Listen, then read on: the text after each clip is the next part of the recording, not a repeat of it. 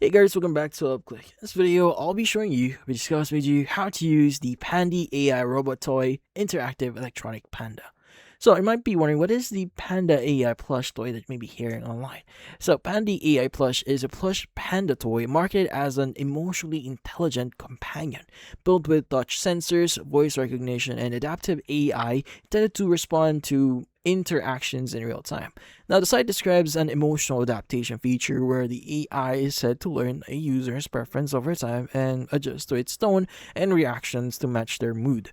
Now, it's made from hypoallergenic ultra plush material suitable for kids, teens, and adults. In a black and white panda design with embroidered details, it measures around 25 centimeters, around 10 inches tall, and weighs around 500 grams. Now, that's all according to them.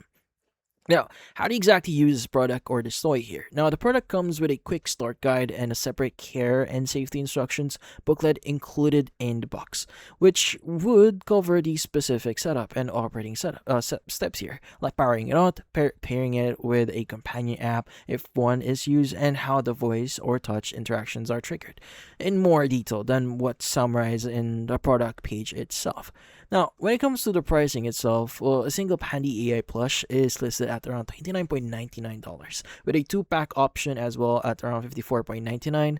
Now, new customers can apply a 5% discount using a coupon code shown on the side. Now, the company lists a head office in Francisco, CA, and a warehouse in Shenzhen, China, and offers worldwide shipping.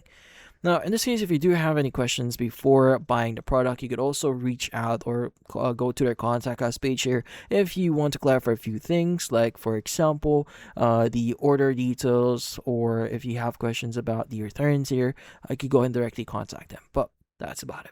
So, if you found this video, hopefully hit the like and subscribe button, and watch our next video.